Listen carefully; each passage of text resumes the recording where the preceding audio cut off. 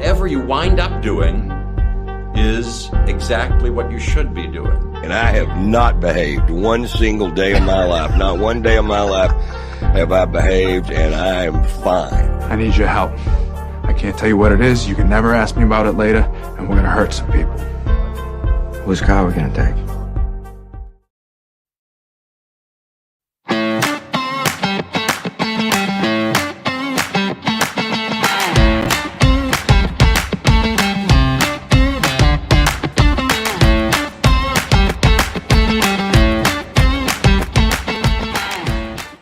Thank you for joining us. This is the Nikki Medoro Show live on YouTube. Thank you so much for being here. And boy, do we have a packed show today. I love when things work out. As you guys know, it's myself and Kim, and we are a two-woman team doing the show. And so sometimes, producing the whole thing on your own, it can be a tall order, but I'm stoked that I got these two interviews today. We're going to start off in about 10 minutes or so talking with one of the first pioneers of the Stitcher podcasting app after news broke today that Stitcher is going to be no more in August, at the end of August. It's going away. So Maddie Stout will be joining us. He's been in the broadcast radio / podcasting game for years. And I just want his take on it, especially because he has ties to Stitcher, and just kind of see where the medium is going. It just, it kind of reminds me a little bit of streaming, from cable to streaming. And we kind of going back to the same cost of streaming. Where are people getting their information? I mean, look at this show. We went from traditional radio, we transitioned to YouTube. So that's conversations coming up in about 10 to 15 minutes from now. And then in the second part of the show, we're going to be talking with Eric Ting. He's the senior politics editor for SFGate.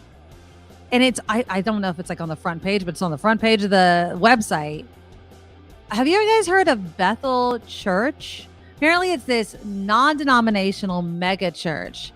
And this article, I've included it in the show notes, just lays out the influence, huge, enormous influence Bethel has had on the city of Redding in Northern California. And what does it mean, not just for, a church to have so much influence of a city that's not that big? And Eric will just lay it out point by point. And I'm just really interested to get into this because we talked at length recently about that Duggar family documentary. Remember, Shiny Happy People? I told you guys to watch it. Friggin' frightening. And that showed what I thought was kind of the extreme evangelical type of influence that they had on politics, on people, on families. What about this? And I really want to scratch the surface beneath this non-denominational moniker, because it's non-denominational. Does that bring people in under the guise of believing one thing? I mean, according to Eric Ting's article, what these people that belong to this church are doing out in public, what they believe, this is not the first time Bethel's been in the headlines. So we're going to get into that. You won't want to miss that conversation. And if any of you live in Redding, I'm going to actually include it right now. If any of you live in Redding and want to join the conversation, either before, after, or during, I just put it up there in the comments. There is the link to get into StreamYard. And that link is open to everyone all time during the show. You guys want to click in, talking about a certain topic, let me know and just click in and we'll bring you on when we can. So again, that's going to be in the second part of the show. Eric Ting with SFGate, senior politics reporter. So excited to get both him and Maddie Stout on today's show. Let's get a little bit of politics out of the way, though. But before we get to all that, I can't forget the business people. Come on, click the thumbs up button to show your support of the show. We appreciate it. We love it. Make it a habit when the show starts, even if you're watching it in replay, if you're going back. If you missed any part of the conversation, it's always up on YouTube. I pulled a couple of clips from yesterday's conversation. One on the guy that paid to grow 7 inches. And then I had to pull the choice of execution method conversation, which was hilarious. If you missed it, go back. It's on our YouTube channel. Just look for the past clips. Also, the super chat is open. We are accepting donations in the form of comments, super thanks, super stickers. You can throw us a couple bucks to show your support of the show, and it goes right to myself and to Kim McAllister. And then a big thank you to those who have gone to the NikkiMedoroShow.com and signed up to be a monthly Patreon subscriber. It lets us continue to do the show. The money is split between me and Kim, and so we just really appreciate it. So again, the NikkiMedoroShow.com. Patreon link is there. PayPal link is there, and our merchandise shop, which is the NikkiMedoroShop.com, is up there as well. All right. All of that is out of the way. So McCarthy has zero spine. Not that we needed to be told this, not that we didn't already know this. So yesterday, House Speaker Kevin McCarthy was asked if Trump would win the election, former President Trump would win the election. This is what he said. Can he win that election? Yeah, he can. The question is he the strongest to win the election? I don't know the answer to that question. Well, guess who didn't like it so much? One guess, Trump. And so he's just groveling. He's like, oh, it was taken out of context. You know, the media, wink, wink. They just take things completely out of context. And then apparently he gave an exclusive interview to this Breitbart reporter. Said Trump was, quote, stronger today than he was in 2016. This is your House Speaker, ladies and gentlemen, a man with zero backbone whatsoever. He just grovels at the feet of the former president, a man that is, in my opinion, and many others, directly responsible for what we saw on January 6th. He's been caught in a lie. He stole and kept top secret classified documents, been caught on tape admitting to do so. And this is the party of law and order. They can't even keep their own house in order. And then we have George Santos. Have you guys seen the trailer for this? So apparently ABC 7 New York is putting out on Friday this investigation they've done. It's called George Santos, the man, the myth, the lessons. I'm going to play it for you right now. Here's the trailer. And this cannot help the Republican Party. Here is the trailer for this investigative series, I guess, or show on George Santos. Do you plan to resign? Are you going to run for re-election? It's just the name of the game that is politics. You talk about that, make some space, and then we'll address. If I had to describe George Santos, would be a charismatic liar. Do you solemnly swear or affirm? Do you have any statements here? Do you have anything to say? Explain what happened here. I'm not going to discuss an ongoing investigation. Support and defend the Constitution. Anything about the money, the investigation? I have no comments for you. Of the United States against all enemies. George Santos is a con artist. He's been lying about pretty much everything. I had no idea that he was a total fraud. So help you God. It's the greatest fiction in the history of congressional politics. Nonsense. It's all a lie. Santos has got to be expelled. He was elected under false pretenses. How dare you lie to this community? Do you feel like you're qualified to serve in this Congress? There should be a law against a criminal serving in an elected office. It's really quite disgraceful. He should step down. How can he be trusted to be a lawmaker when he breaks the law? Did you raise money for a puppy? He allowed my dog to die. He's a horrible, evil person. Where does this end? How much is actually tied up with this? That is sort of what it's been like reporting on George Santos. I've been in politics over 50 years. I've never seen a story ending like Santos. There's nobody who is this off. We have an indictment. It's a witch hunt. Yeah, I just love that he's like, it's a witch hunt. They're just taking pages from the former president. And this is the other influence that Trump has. Other politicians, current, upcoming, look at what the former president not only has done, but has gotten away with. And they're like, well, hell, if he can do that, I can get away with this. I can get away with that. That's the problem. If former President Donald Trump is reelected, I mean, there is literally, the gates are wide open. What would stop any politician from saying whatever they want to get elected? And when they're in office, do whatever they want. I mean, McCarthy's not holding Trump's feet to the fire. He's not holding him responsible.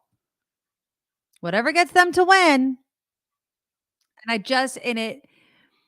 It bothers me because it's dangerous. There was a part in that trailer that you just saw there where the guy, I guess with the dog, was saying, I don't think anybody that's a criminal should be able to be in elected office. And another person says, how can he enforce the law when he breaks the law? It's a good question. So we're going to see. We're going to see if this friggin' country is really going to reelect, and if the Republican Party is going to make their nominee a friggin' criminal. Alleged criminal. Let's welcome our friend Kim McAllister to the show. And Kim, I was just playing a trailer of George Santos, ABC7 New York, I guess is on Friday, putting out a kind of this investigative thing about George Santos.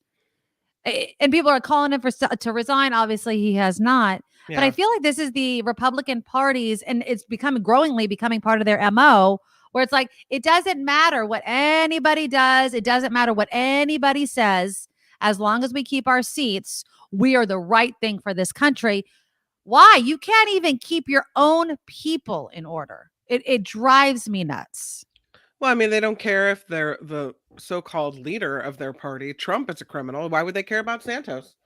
Bring on all the criminals. As long as they vote our way, we'll take them in. Right? I don't know. How embarrassing that's the way, that's how you're running your party. That's who you are. Exactly. Yeah. Now, Calvin has a good point. Criminals always copy other criminals since the beginning of time, and that's what's happening.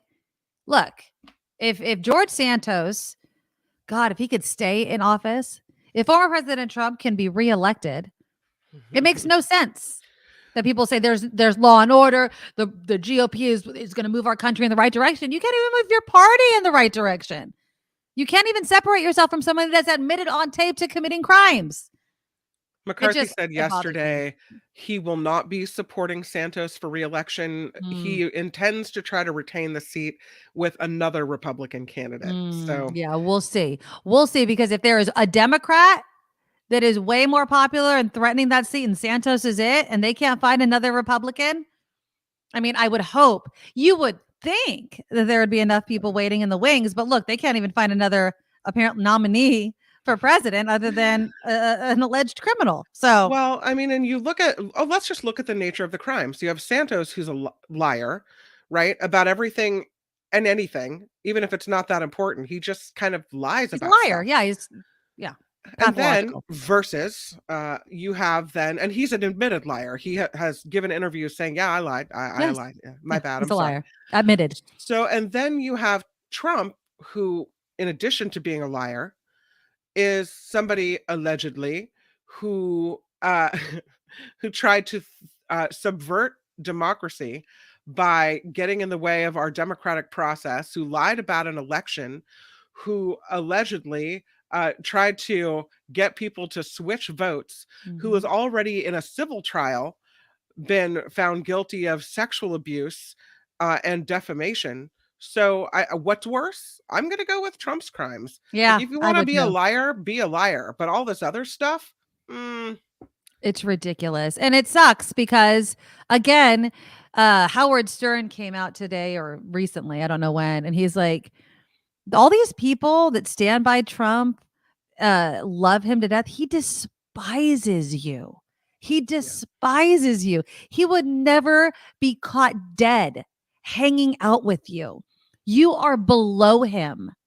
Not because you should be, but because he's using, look, the fact, and I'm not knocking people that didn't go to college, because there's a lot of brilliant people that didn't go to college, but the non-college educated white man is the most popular Trump supporter. And he loves it. But the thing about Trump, though, he says it and people just don't pay attention. Oh, he's telling it like it is. No, he's totally, completely serious. So we're going to see. We'll see if he's actually going to get the nomination. We will see if George Santos will be held accountable for what he lied about. He's really far ahead. I had a person in the chat earlier saying something like, the reason that Trump is still so popular with the folks you mentioned is because he speaks to the dark place inside of people that they're too afraid to mention, right? That they've been too afraid to say, yes, I don't like this race of people or this religion of people or this culture or whatever it is. And so he makes it okay to have those dark, ugly things come out, which we've seen. And so as long as people feel that way, as long as people are afraid, then you have a country of people who will support him. Yeah. And it's frustrating. It's frustrating for those of us who kind of see through the BS and try to talk about it. And again, I say this every time we talk about Trump and we talk about Democrats versus Republicans. We could talk policy. But that's not what this is. This is, if your candidate does wrong, there needs to be consequences, or then there's no consequences for anything. And that's the point. Okay, so again, Trump is Trump, McCarthy is McCarthy. None of them are going to change. I want to switch gears right now, because waiting in the wings, we have someone who's going to be able to talk in depth about this headline, and it kind of surprised me, especially Kim, on this platform that we're on. We do the YouTube show, but many people listen to this show. And how they listen to it is through podcasts. Now, I devour podcasts. I love all types of podcasts. I get my podcasts from different apps. If you're in the podcast game, there's so many different apps out there. And, there's obviously iTunes has one, and there's one that was based in San Francisco, it's called Stitcher. Very popular podcast app. Well, it's going away. Now, it was bought up by SiriusXM. When was it? It was bought up by SiriusXM back in 2020. And SiriusXM has decided to shut it down at the end of August. Joining us now is Maddie Stout. Now, he's with Jam Street Media. Maddie, thank you so much for joining us. You have been in the broadcasting /radio/media game for years. Since I was 16 years old. Exactly. And so, but you were at the beginning pretty much of Stitcher, correct? Yeah. So I was working at Alice Radio in San Francisco. I'd created the Sarah and No Name show, and I'd done radio my whole life. And I was like, hey, everybody's kind of going to startups. And these guys told me about this new startup, and it was podcast. And I'm like, what's a podcast? I have no idea what that is. And then, when I looked at what podcasts were versus where radio was going, it was like, well, this is a good switch to make, because I did talk radio and that was going away. People didn't want to listen to, people do like listening to it, but the rating system, get into that whole thing, trying to change that whole thing. So I met with the CEO, Noah Shannock, and he explained to me, kind of what podcasts were and what they were trying to build. And I took the leap. I left, very good, as you guys know, very popular radio show, #1, to go join the team at Stitcher. And we were the first podcast app. In fact, our app came out before the iPhone. So I remember us going to, startup land when the iPhone came out, handing out leaflets to everybody in line, telling them, hey, download this new app called Stitcher and listen to podcasts. And of course, the answer to everybody was like, what the F's a podcast? Exactly. So let's slow down this whole podcast story a little bit. So you're out there, you're trying to explain to people what podcasting is. And then it seemed to have hit very quickly, I should say, kind of this, everyone knows what podcasting is. And it reminds me a little bit of streaming. If we want to talk about TV, right? It's like, I need to download an app to watch a show that's only on the app. So kind of explain that transition that's been made from traditional radio to podcasting. Well, technology always drives it. So the easier it got to listen to, the easier it was for that. And then it was a matter of content. I mean, our first shows on Stitcher were all about Mac computers, because that's who was listening to podcasts. And they were like 2 hours long. And then, we made our first content deal with NPR. And NPR was the first traditional media company to say, listen, we're going to get into this podcasting game. And all of their stations were like, no, it'll hurt our ratings. And it did just the opposite. It really uplifted the shows on NPR to the point where, I have students that tell me they like this podcast, This American Life. I'm like, do you know that's a radio show? And they're like, right. What's a radio? Don't say it, Maddie. Oh my God. But when I got into when I left radio, for the first 6 years, everybody was like, what are you doing? Why are you doing it? And I was asking myself the same question, because we just didn't have that moment we thought we would have. And then Serial came out, And that kind of changed a lot for us because it really became the first, what I called water cooler podcast, where like I would go somewhere and start talking about it and somebody would walk in the room and say, stop. I haven't heard the latest episode. And that was the first time I'd ever experienced that. Yeah. And it was like, I remember that moment and going, I think we're getting somewhere. Yeah, absolutely. Serial.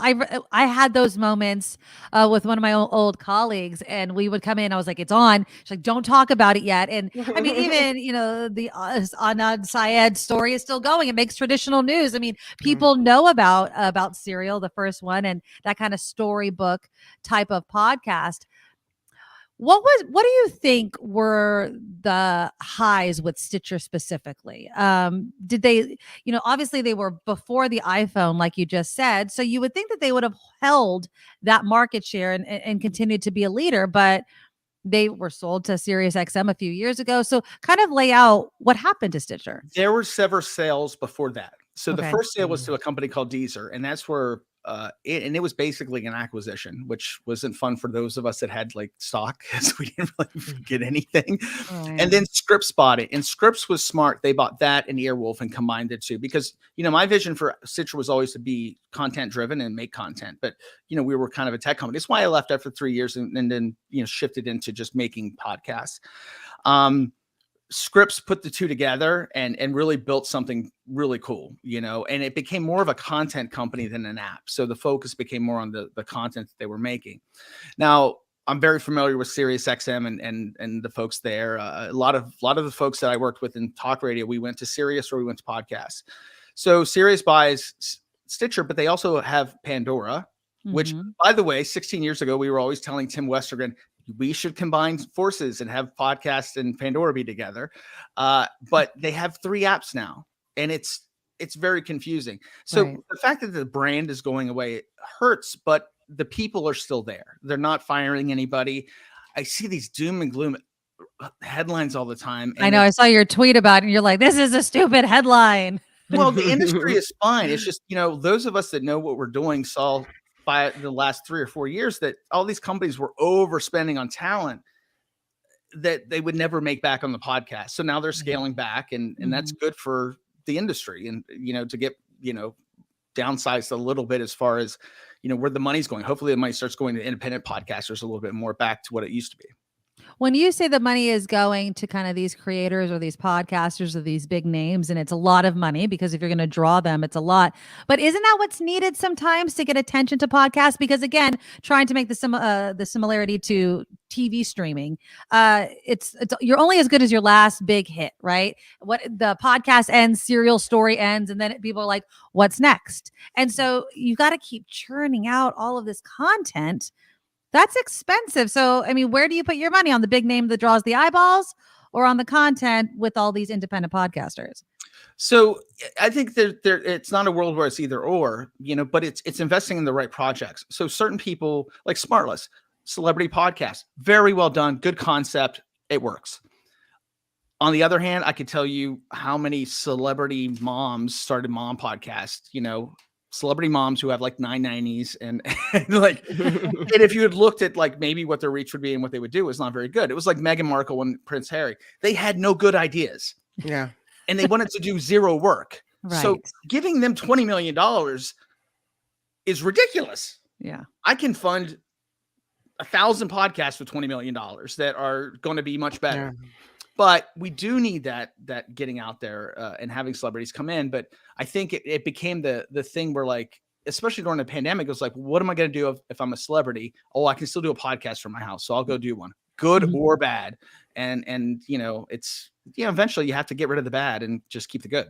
The joke is everybody has a podcast, right? Just like everybody had a blog. Yeah. Remember back in the day, everyone had a blog. Yeah. Now everyone has a podcast. What, for people that don't have a podcast, I've heard that like a startling statistic that everyone starts a podcast, but it ends after, 14 episodes or something very quick. Like people don't sustain it. Yeah. Yeah. We call that pod fade. Yeah. And it's, the thing is, when I worked in radio in New York, I had a sports show. And when we would try athletes out to come on the morning show, we'd make them do it for a month before we'd hire them.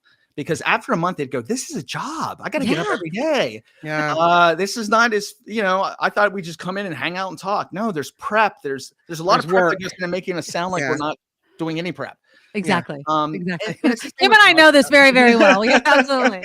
Yeah, and I know Nikki, and the fact is that when people start podcasts, often they have an idea, but it's not flushed out. They don't. And the thing is, not everybody's good at this. Yeah. And that's the thing that like I hate about when people talk about podcasting. They're like, they always think of the crappy guy next door that does a really crappy podcast, and they're like, oh, they think that's what it is. It's like, no. Those of us are kind of good at this, have done it a long time, and really built our skill set up. But again, the entry is so easy. Anybody can do a podcast. Anybody can publish a podcast. So that's where that pod fade comes in, where people get in and they're like, oh, I have to do this every week. Ugh, I don't want to do that. I think that when we talk about podcasting, though, are there too many podcasting apps? I mean, is it spread out too much? I think with the podcast listening apps, there are quite a few, and it is getting smaller. I mean, let's just be honest. It's either Apple or Spotify right now for people that are listening. Like 90+% that's where it's at. I mean, Stitcher right now was the 6th biggest listening app, and it only had 1.5% of the listening audience. So it's really going to those two places, and that's fine because any of us can put our stuff on both of those platforms. So that's for me. I don't care where you listen or how you listen. I just want to make sure that you know about the podcast and that you hear one of our podcasts. Where is podcasting going, in your opinion? I mean, is it still a free for all where you could put a podcast up about anything and anything is going to work? Or, I mean, do you see big changes within this medium? So the podcasts right now that are like doing well and making money are very niche focused. So, and very good at that. So, the more niche it is and the more focused it is, because, we've been trying to have advertisers understand, like a radio station will tell you they reach 10 million people. Really? Well, there's about 1,000 people that tell you that get the books. So with us, our numbers are real. So I tell you, I have 10,000 people that love CrossFit. That's a valuable set of people for somebody that's making CrossFit stuff. So that niche stuff is doing well and will continue to do well.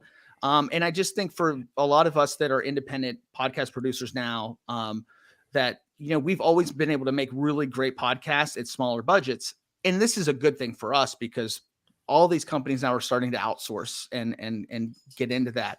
I think that it's still a very, we're not losing listeners. That's one thing I have to tell everybody. Like, there's no listeners going away. It's just Spotify's getting rid of some shows, but listeners are still there. They're still growing. We still haven't saturated the market. We're still barely out of the silent movie phase as far as podcasting goes.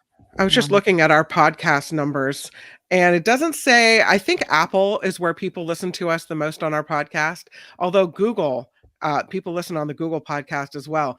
Oh. But one of the things I think is cool, Maddie, is how you can have listeners around the world on podcasts. Most of our listeners are from the United States, but our top 4 countries are Turkey. We have 9 listeners in France. We have several listeners in the United Kingdom. So, I mean, it's it takes what you're talking about and puts it on a global platform. Oh, yeah. Yeah. One of my podcasts, Deep Cover, The Real Donnie Brasco, we're top 10 in film podcasts in Great Britain. We always have been. That's just a great market for us and as well. And then, I have a podcast that's got a girl called Sloan Weinstein, and it's called Slow Nose. She's 15 years old. She talks to NBA players. Huge in Singapore and in Asia. Like, they love the NBA. So we have a lot of listeners there. And that is one of the things that I love about this medium, because at the end of the day, I have this thing I call the 3 E's. It's all about empathy, education, and entertainment. If we're doing all 3 of those things right, we're doing a good job. I mean, because we're storytellers, all of us especially that we're in radio, like we like to tell stories, and this gives us an opportunity to do that, even if we're not hired by one of the big companies anymore. Right. What advice do you have to give to people, the many people probably out there listening to us that want to start a podcast? How do they find their niche? Because that's what you were just saying, is you really need to niche down, or you can't be a show for everybody, right? No. So the first thing I always tell everybody is you have to do something that you're passionate about and you're educated on. If you're not good at talking about something, don't do that. And then, the second thing I have people do is a persona. So who's your ideal listener? Who's the one? And we know this from radio. You know, I used to keep a picture when I worked at Alice of a lady named Kate who lived in Marin, and she had a Volvo station wagon, and she had 2 kids, and they were in soccer. Like, I knew Kate very well. And then create content around that. That's what I always tell, that's what I coach, shows on, to do that. Because, if you don't know who you're talking to and you don't know what you're talking about, you're not going to succeed at this. It's just not going to work. Yeah. Is there a sweet spot on length? 35 minutes. Really? 35 minutes? That's the industry standard for the good length for a podcast. Anything over 40, 45, you start losing listeners. And the number one thing that I look at, and I'm going to nerd out here, is completion rates. So if I have a podcast and I have over 70% completion rate, I know it's good content. If it's not getting listeners, it just means I'm not promoting it right. So that's kind of how, we gauge. And when I consult for folks and look at their podcast and I see a completion rate that's low, it's like, well, we need to work on the content first before you promote it. That's not going to work. Yeah. It's interesting because I've been looking at it a different way, in that I've been looking at it in the radio way. So if people don't watch or listen to the whole show, that's okay, because the average amount of numbers people listen is about 59 minutes. So they're listening to an hour of it, and then a whole new, crew of people come and maybe listen to the second hour. Or but maybe I'm thinking about it the wrong way. You're thinking about radio, where it's not on demand. So when it's on demand, I can complete a full show if it's 2 hours over a course of a week. Right. And that's where that comes in. And I don't mean to be nerdy metrics with it. No, we love it. We love it. Yeah. Sometimes I think about, like, I used to do dick jokes in New York City with Opie and Anthony. I went from that to, like, now I'm worried about metrics and numbers and all that stuff. Like, what happened to you? Oh, no. We love it. So go ahead. Nikki wanted to ask advice for people that wanted to start a podcast, but I want to ask advice for us. How do you reach people and let them know that you're doing what you're doing? Yeah. Because it's different than radio, where we didn't have to worry about marketing. There was a marketing department. There was a promotions team. People were going to listen to KGO, and we never had to think about it. But now we have to think about it. And if we want to keep doing what we're doing and be successful, we have to let people know where we are. And I'm not sure how to do that. So it gets back to what I was saying about the persona. So here's Kate. So where does Kate live, like, mentally? Where is she online? What does she do? What does she consume? So I need to make sure that wherever she's consuming, we can somehow get our message there. And I tell anybody who's getting into podcasting now, if you don't have a paid promotion strategy, it's not going to work. Mm-hmm. Social media is not a great draw for podcast listening. In fact, 90% of our listening comes from people finding us on search in Google. So my other big thing for everybody is, like, your SEO needs to be solid. So if you don't have an SEO checker when you do your notes and all of that, get one, because that is it. Because you want somebody to be able to search and go, Stitcher went down, Stitcher's closing, and then Nikki's show comes up because we talked about it today. We SEO'd it right and all of that.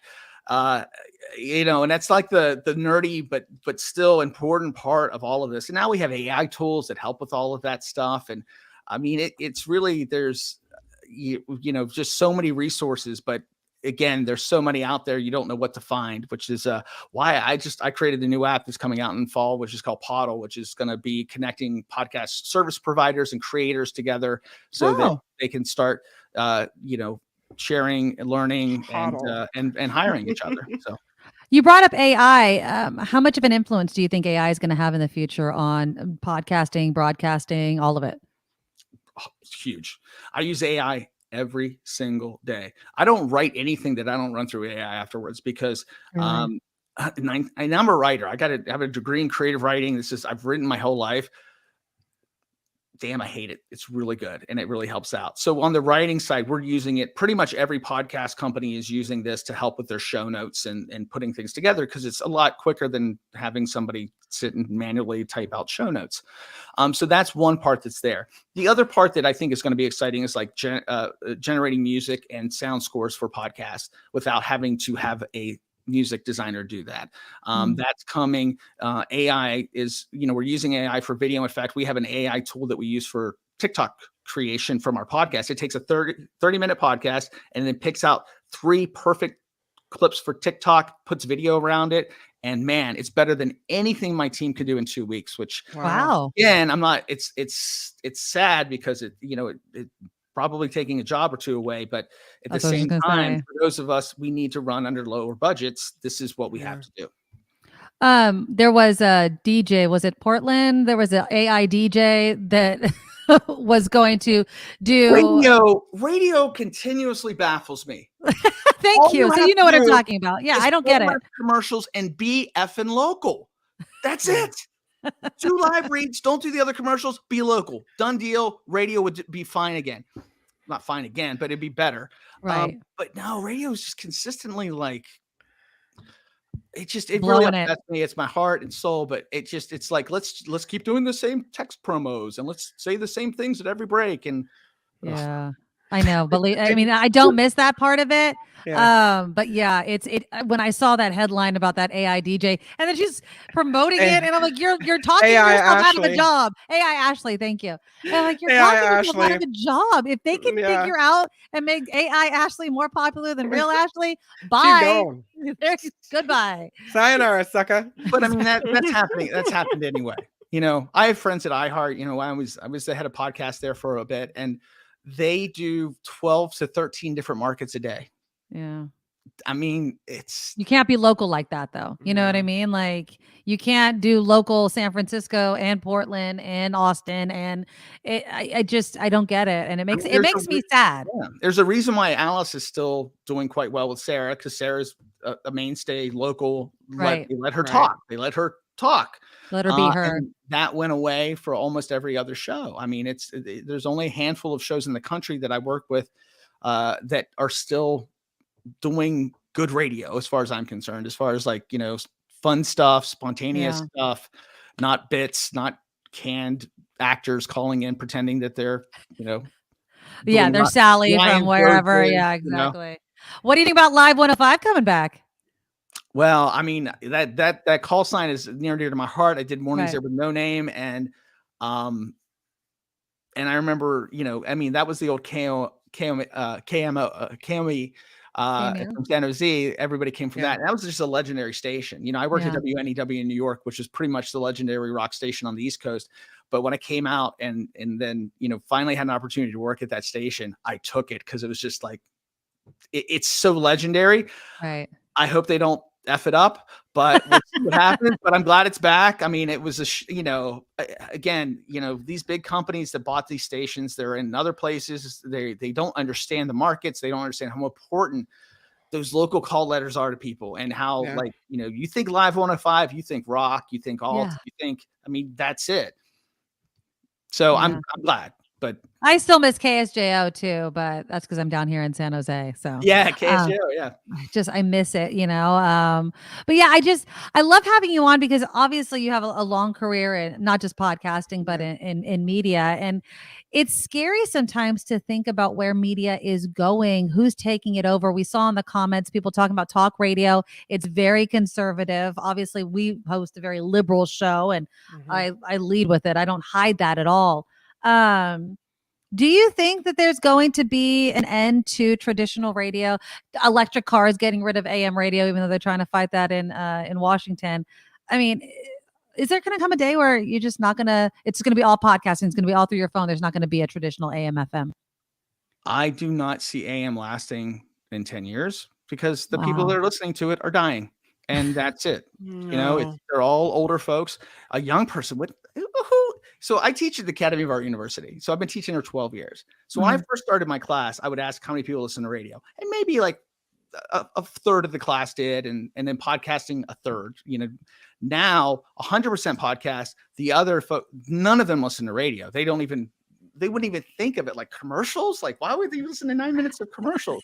So unless radio really changes everything, I don't think it'll ever go away because that local quality sports, things like that. But I do think it will all shift to FM, and it's all going to shift to streaming because, you know, at iHeart, that was one of the things we kind of did right, was that, you know, we made all of our shows streaming, all of our shows available on podcasts, because at the end of the day, I just want you to get the content and get into the show. It doesn't matter how you listen. And that's something that's, you know, as sales end of things, they learn to sell all of it, instead of just focusing on the radio, it'll still be around. It's just going to be in a different form. Well, Maddie Stout, Jam Street Media, where can people find you? Where can they find your podcasts? At Maddie Stout on everything. And then if you go to jamstreetmedia.com, you can check out a couple of the shows that we have going right now. So thanks. Perfect. Well, you're always welcome here on our YouTube show. I would love to come on anytime. This is fun. I love talking about media. I don't get to do it enough. And Nikki, I'm just glad you're doing this. You know, I'm a fan. I've been a fan of yours forever. And so yeah, when you sent the note today, I was so excited. I was stoked that I was like, I aced it today. I got you on. So I'm really, really excited. And thank you so much. And the door is always open. So we're so happy to have you on. Well, thank you. All right. Well, we'll talk again soon. Bye, Maddie Stout, Jam Street Media. Bye. Yeah, that was awesome. I mean, it's, as someone whose heart and soul, I love radio. I love talk radio. It's hard when he says AM radio in 10 years is going to be probably gone. It is hard. But I do think that he has a point with it's going to consolidate. I mean, even at my other job in San Francisco, we'll say KCBS. I mean, it's all pushing the app, breaking up the shows. It's going to your phone because that's where the people are. My worry, of course, is getting rid of AM because when there's a friggin' emergency that happens, who's there for you, Kim McAllister? It Us AM still folks. seems so much easier. And maybe it's just habit to when you get in the car, turn on the radio and it's just there. It's just there. When you are listening to a podcast, you have to be intentional about it. You have to go find us. Right. You have to set your phone up to stream through your speakers. Like there's all these steps you have to take to make it work. And so you really have to want to listen to the podcast. Once you get into that habit, that's great. But it's how to teach people how to do that they can get better content by doing that. I think we need Maddie Stout's help is what I think. Yeah. I mean, I think that he's great. And I think that people like him giving the advice is awesome because, they break it down for you in a way that you can understand. So yeah, we'll definitely be getting him back and keeping that open. Now Kim's going to do some headlines. Do you have headlines or no? Yeah. You ready? Okay. Coming up in about 20 minutes or so, Eric Ting with SFGate. He's the senior politics editor. He's going to be talking about this megachurch. Kim, did you see on SFGate? There is this megachurch. It's non-denominational. It's called Bethel Church, and it's up in it's apparently taking over Reading. So Eric has been up there.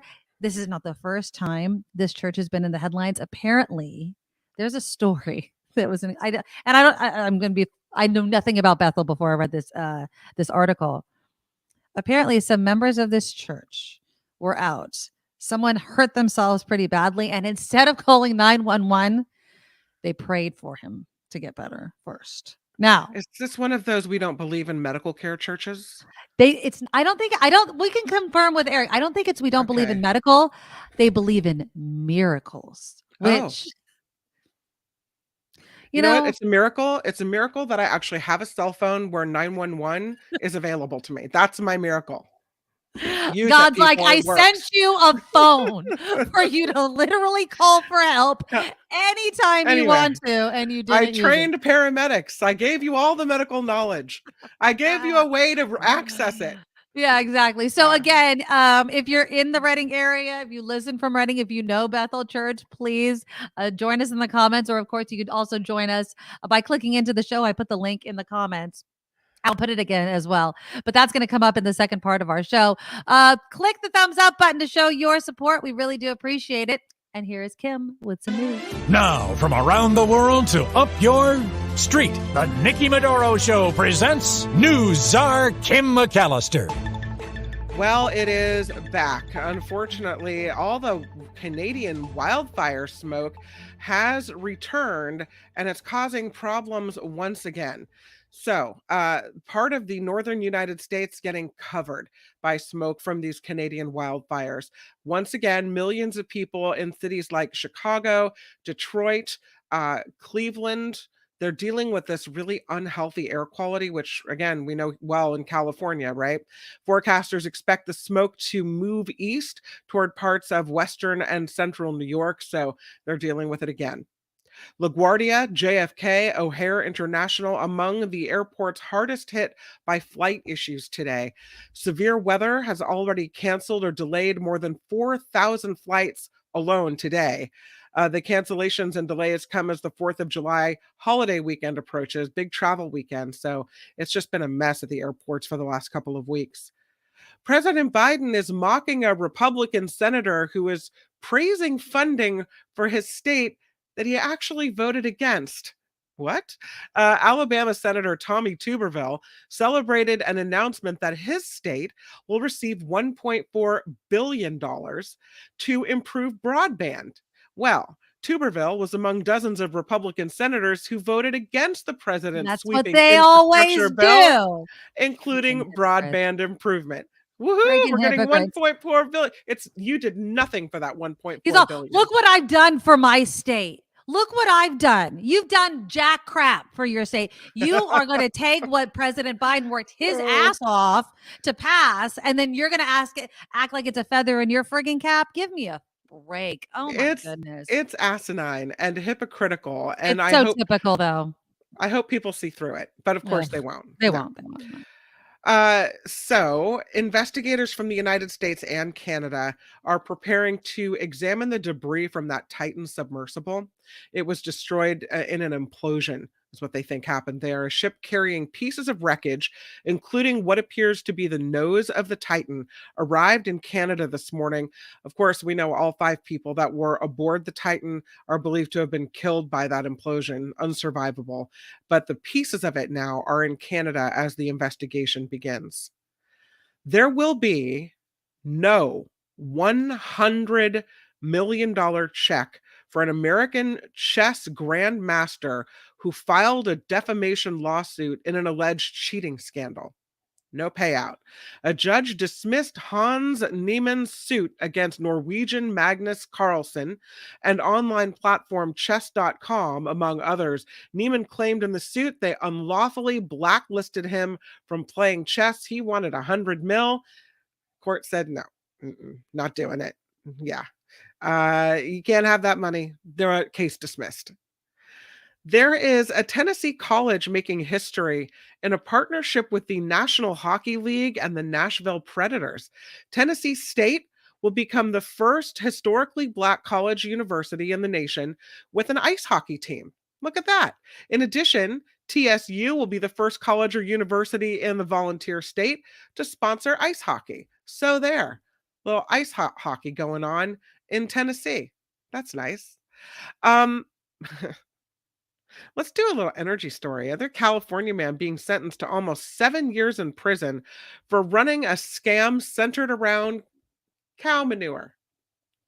Officials say Ray Brewer bilked investors out of $9 million, claiming he could turn cow dung into green energy. I mean, it's not that bad, Well, right? you know what? I don't think that. Okay. I'm going to let you finish the story. But if you told me I could turn cow dung into green energy, I would kind of believe you. Yeah, I would think it's possible plausibility there. Right. But from 2014 to 2019, Brewer claimed his business, CH4 Power, built machines on dairies in California and Idaho to turn biodegradable material into methane. Okay. No. Oh, it didn't do it? No. Is he like the Elizabeth Holmes of cow manure? Is that what we're saying? Yeah, that's exactly right. He pleaded guilty to wire fraud, money laundering, identity theft charges. No go. It's the whole cow dung. It sounds like a good idea. Good. It does. Wasn't good. No. It's it's just like Elizabeth Holmes. I could just put something on my arm. It's going to detect everything wrong with me. Oh yeah, sure. Except you can't do it. Oh, small problem. Okay, fine. But you made a lot of money when we thought you could. You did indeed. You did. I'm Kim McAllister. It is the Nikki Medoro Show. Thank you, Kim. All right, I want to give some shout outs real quickly. The super chat is live, guys. Big thanks to Wes starting us off with a $10 super sticker. And Lori with the $25 donation from Daniel Dresser. Thank you so very much. Story, Lori above the bar. Yes. She has the Medoro Mule. Yes. And the Kimikaze. Yes. And the Martini. Yes. Well, last night, Mark Thompson went to the Red Jack Saloon along with John Mark Daly. Thompson did? Nice. He did in San Francisco, There and it is. I know at least. I think Mark ordered the martini. John, I would Daly hope so. Had at least 2 kamikazes. Ooh. And I guess Lori had gone to bed early. She missed all the action. Are you serious? Yeah. Oh, Lori, I was I'm so thinking sorry. she's gonna get up today and realize that Mark was there and John was there, and she missed them. But we are Did they so take grateful. a picture there? I hope they took some pictures. They took pictures. As a matter of fact, they took video of the bartender Nick making all the drinks, our drinks.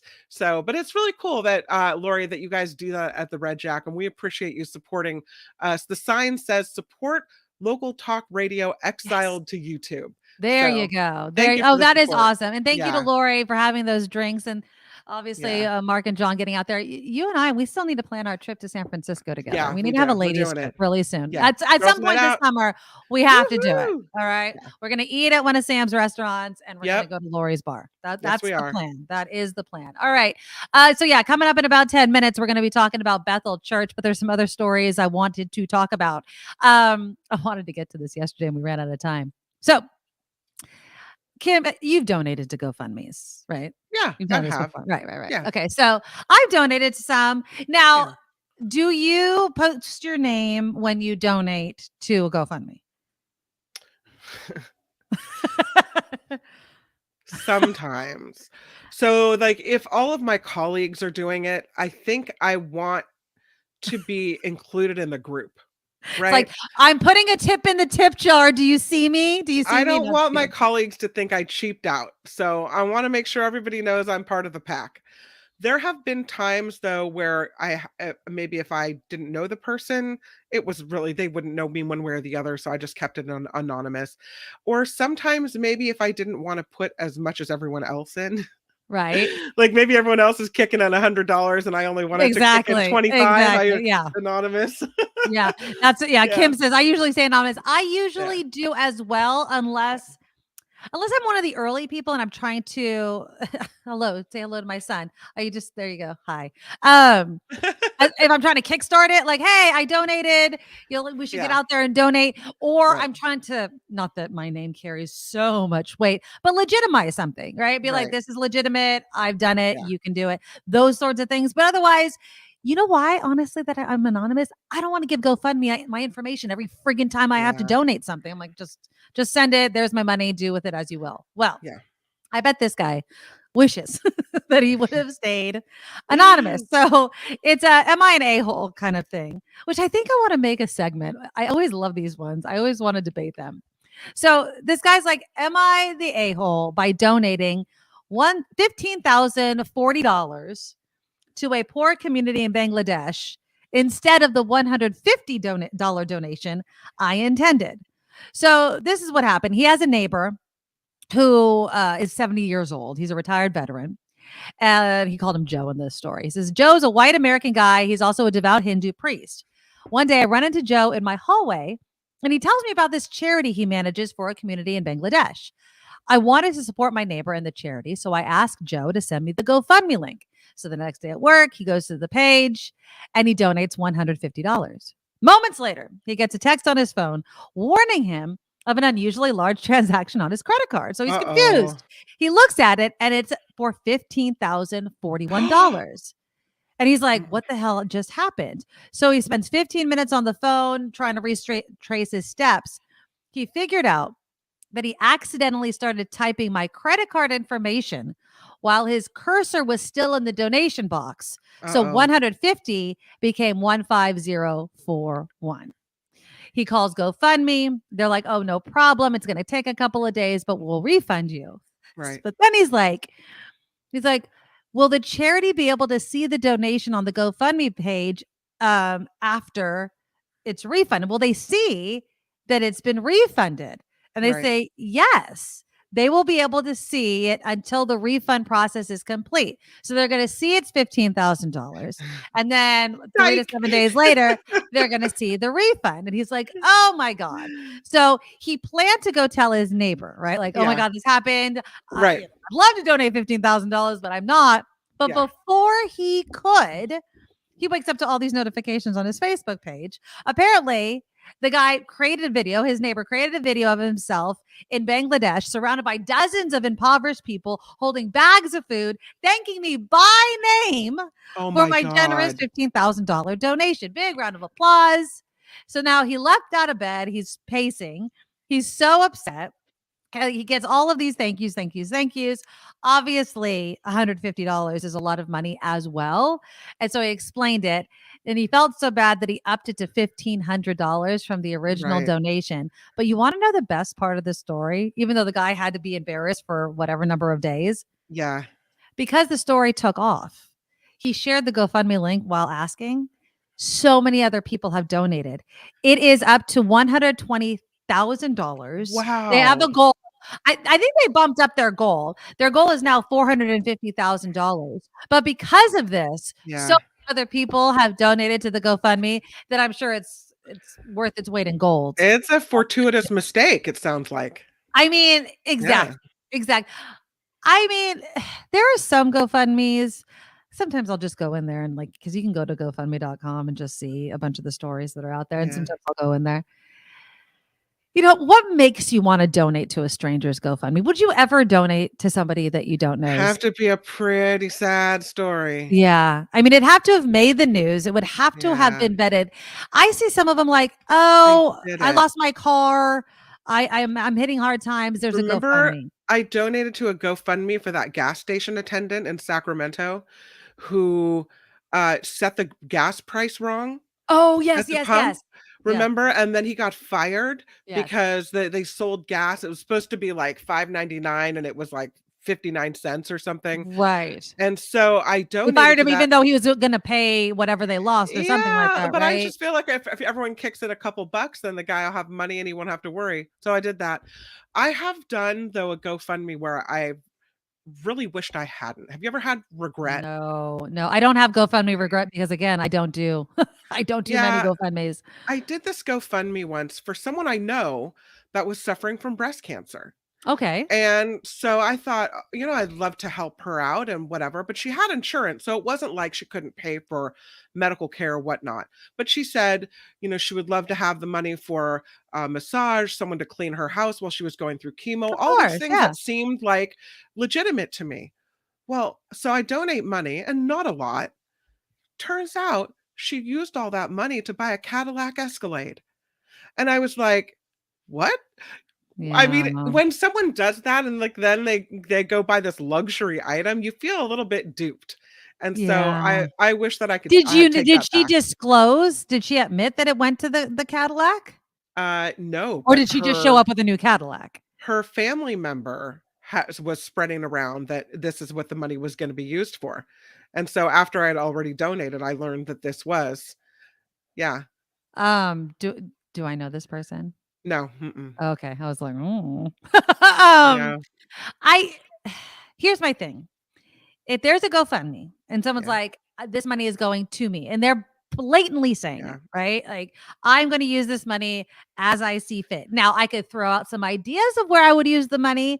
Yeah. Once it's gone, do with it as you will, right? I would think, yes, a Cadillac is nice, but if you're going through breast cancer, I'm sure the massage, the house cleaning, whatever would also be nice. Like, you're just depriving yourself of something that you probably need. Maybe she really did need a car. Maybe it was That's true, but did it need to be a luxury? I mean, I don't have a Cadillac Escalade. Why am I donating to yours? Well, why does she need to have a piece of crap car, Kim McAllister? I mean, is she not allowed? Is life not hard enough, Kim? No, I just felt like that's not something I would have donated toward. That you could have a Cadillac Escalade. If you want a Cadillac Escalade, sell you on donating money for her Cadillac Escalade. I am positive. So? I would say this is how I would sell it. Okay. I would say, Kim, I have breast cancer. I need a reliable car to get me to and from my doctor's appointments. Yeah. And it has been my dream to just, have at least, I've always had crap cars. For one thing, I just want to, life's been so hard. Everything is so hard. Can I not at least go into something that is so incredibly difficult as my chemo treatments? Just a little bit of niceness as I go there. And so, yes, I'm being honest. My dream car is a Cadillac Escalade. You know, if you want to donate to it, you can. See, Kim, I am What is this, like pulling at your televangelist heartstrings. theater? No, I was picturing her laid up in bed. She's got a bunch of kids. I was like, somebody needs to clean your house. The You don't kids to need get up room and to work. sit. Cadillacs are Take huge. a rest in bed while someone else cleans your house. Like, this is what I was thinking. I was not thinking luxury SUV with leather seats in the driveway or whatever. Give me back my GoFundMe donation. You're like, and you're not worthy. You're worthy of housekeeping. You are worthy of those sorts of things. Cadillac, no, you are not worthy. Yeah. Well, but you're right. Once you give the money, you give the money, and that's exactly it, that's right? the whole thing. Yeah. And that's why I really, again, one, either I do it anonymously, and Right. two, I don't donate a lot because Right. we're in the news business. I Yeah. always think scam. I'm like, Yeah. no, unless I know the person, right? Right. Like, no. And you always see sob stories. So it's like, how many can you possibly donate to? Right. And isn't it just sad though? I mean, a lot of these are, we have to have money to cover medical expenses because we Right. live in America and health insurance sucks ass, you know? Yeah. So, but yeah, I'm really glad that the guy that accidentally donated $15,000, that the story took off. And so they were able to give this community in Bangladesh so much more money. But yeah, you gotta be careful when you donate stuff like that. Wes, I think, said he donated $1,000 when he only meant to donate 100. Oh, That's a no. huge difference. You know, it's a lot for a lot of people. It'd be a lot for me. I'd want that money back, but would the humiliation of seeing my name say refund on it be enough for me to just be like, forget it? Yeah, 15 grand. Yeah. Yeah, I don't know. Okay, so we have SFGate's senior politics editor Eric Ting joining us. Could we wait until after to get to your headlines? Is that fair? Absolutely. Are you okay with that? Okay. So let's welcome Eric to the show. And Eric's been here before. Eric, thank you so much for coming on with us. I've been so excited about this conversation. Thank you for having me. Yeah, this is a fun one. This is quite the story. So if you guys are just joining us, there is a church. It's a mega church. It's a non-denominational mega church, which I always feel like non-denominational kind of sucks people in. They're like, oh, it's not this, it's not that. But it's a non-denominational mega church called Bethel Church, and it is in Redding, California. I've included Eric's article in our show notes if you guys want to read it, because Eric, you have gone in depth on this church that has, they've been in the headlines before, but I want to start at the beginning. What made you, or what were you hearing that made you want to cover Bethel Church and their influence in the city of Redding? So the new thing, like as recently as like less than a year, is this new composition of the city council. Okay. The way it works is they have just one governing body. It's a 5-man city council. There's a mayor and a vice mayor on it, but those roles are ceremonial. So as you noted, the church has been there for a while. It was established in the 50s. It's gone through multiple leaders. There's been stuff in the news. Like there was a prayer campaign a few years ago to raise a 2-year-old from the dead. Oh. They had, that happened. There was a lawsuit alleging that some students left a friend for dead after they tried to use prayer to heal him and it didn't work, and they didn't call police until later. No charges were ended up being brought there, but that was a big thing when that happened. That was in the 2000s. But what is new now and why I chose to go after it is, yes. So for the first time, 3 of the 5 members of the Redding City Council attend Bethel Church. And there has been a couple of votes that they have taken this year where residents had said, wow, this really scares me. I don't understand why they would. Well, one of them is, I don't understand why they would do this thing. The other one was about just an expansion of the church campus itself. Only one of those 3 members recused themselves from that vote. Oh. And so a lot of people were pretty up in arms about that. So I thought, all right, now is the time. I mean, you hear about this for years. They're in the news for a while, but it's okay. Now let's go through the history of this church. Let's go through what they believe in. Let's go through why they're controversial. And let's talk about what's new now, which is they have that city council, and that has been a real source of concern for residents that I talk to up there. Okay, so if you had to describe Bethel Church for people like myself who don't know much about it, what is it? I mean, you mentioned the whole prayer thing, but they're like, they believe in miracles, daily miracles or something like that, correct? That's correct. And they have a school that is called the Bethel School of Supernatural Ministry. And that's the name of it. And they What? they teach people to practice miracles. Yeah, so they believe that they can heal various injuries. They have regrown cartilage in knees. They have cured. The senior leader, Bill Johnson, has said that within months of taking over, he cured multiple cases of cancer. And so this is so you mentioned the non-denominational bit earlier. So they started out as Pentecostals, which is a sect of evangelicals, but what differentiates them a little bit is they believe, yes, more in the miracle stuff. They believe in things like speaking in tongues. Yeah, I was gonna say. They believe in more of these supernatural. I mean, that is the name. I mean, it's in the name of that school. So it is a sect that they're non-denominational now, but that's how they have typically been associated in the past. And so the other big thing, in addition to this belief in miracles and the power of the Spirit, like in everyday occurrences, is this thing called the 7 Mountain Mandate. So the 7 Mountain Mandate goes hand in hand with this belief in miracles. So in the shortest form of describe the 7 Mountain Mandate, it says there are 7 spheres of society, and it is Christians' duty to invade and infiltrate. These are words that are in the book. Bill Johnson, the senior leader of the church, co-wrote this book. And it's 7 aspects of society. So one of them is government, one of them is business, then there's education, I think arts and entertainment, family, church, forgetting a couple others. I don't have the top of my head. But what really scares residents is the fact that they believe that the church members are doing the 7 Mountain Mandate in the town. So church members own businesses. They have multiple schools that are there. They now have the city council. They have Bethel Music. That is a music label that is so powerful and influential. Like Justin Bieber covered one of their songs in 2018.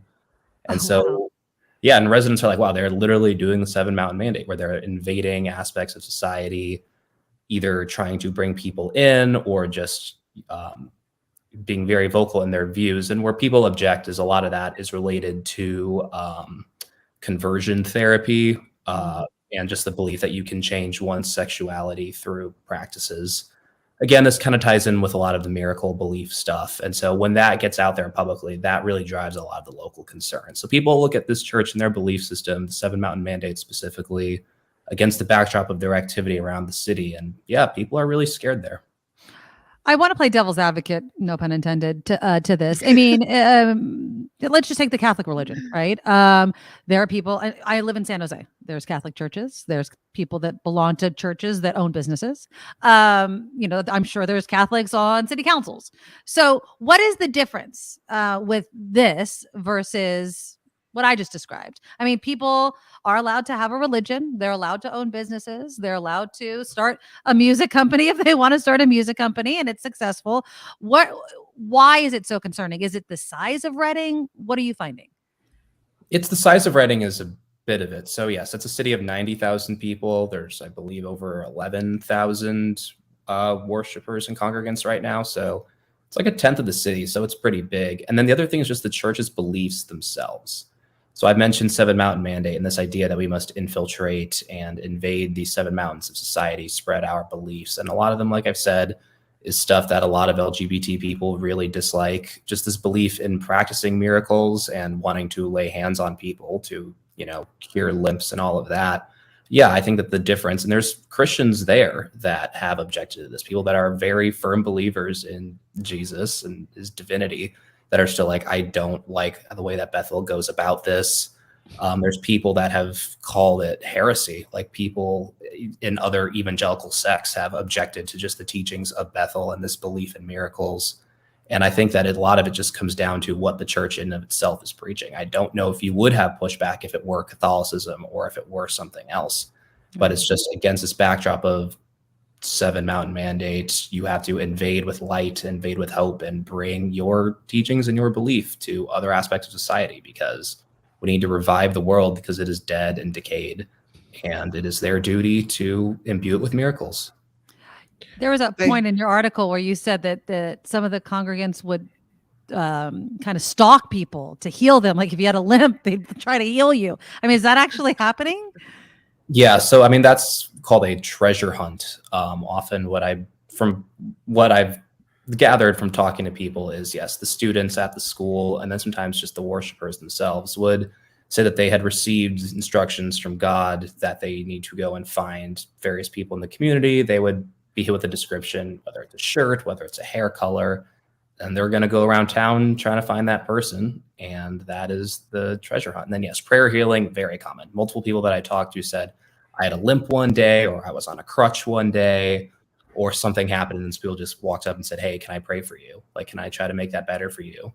And so that is a very common occurrence, and just emails and other feedback I've gotten, everyone's like, yep, I remember seeing those people. So yeah, it is a real thing. I'm looking at the website. They have healing rooms where you can go and have this type of thing done.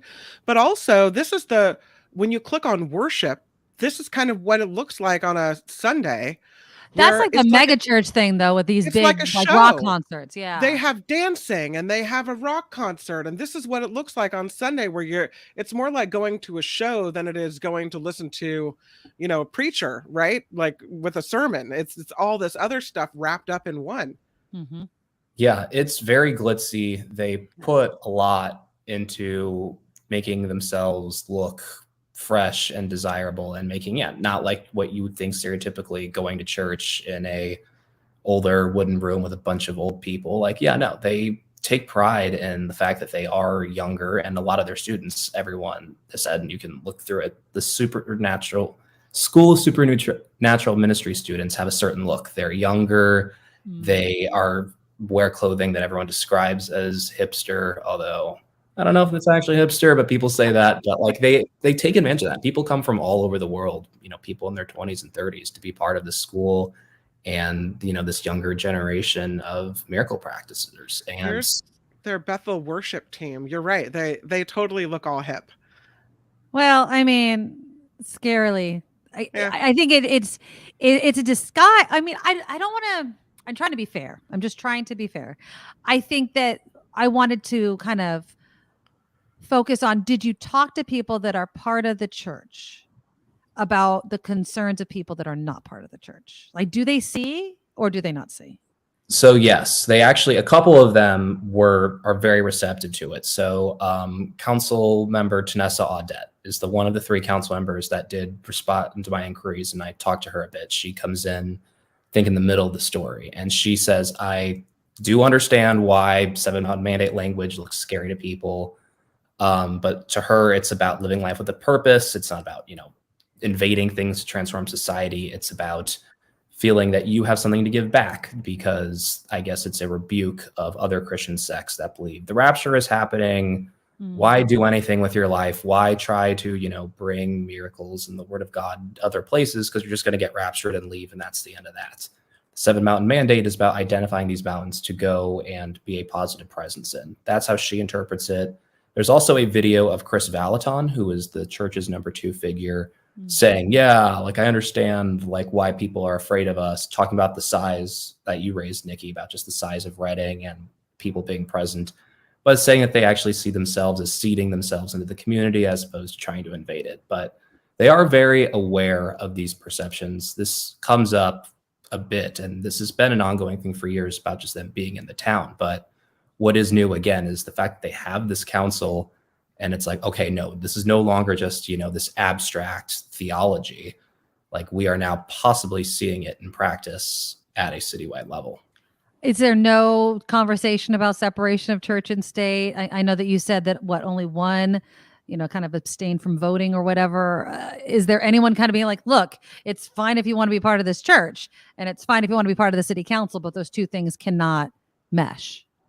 I think even softer version of that argument was articulated by the city's mayor, Michael DeQuisto. He is one of the 5. I talked to him also. So his point is, you can even be on the council, but recuse when it even looks like you have a conflict of interest. Right. And so the 2 people that did not recuse, they said, we're not members of church leadership. The one who did recuse was a member of church leadership, so that's why she did, and the other 2 did not.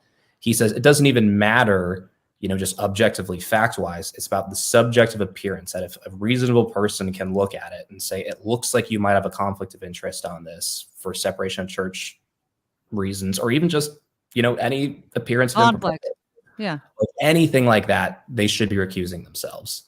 and they did not. And he was very strong in his arguments, about one of his council colleagues, like, this was not okay. They absolutely should have recused on this vote. Yeah, but if more and more of Reading is becoming part of this church, there's not going to be the backlash that would lead to these people not being reelected. I would imagine more people. I mean, can you see a scenario where every single member of the city council is part of the church? I mean, that is in theory possible. They had other candidates who were members of the church run in 2022, but they didn't actually win. So yeah, in theory, all 5 of them could.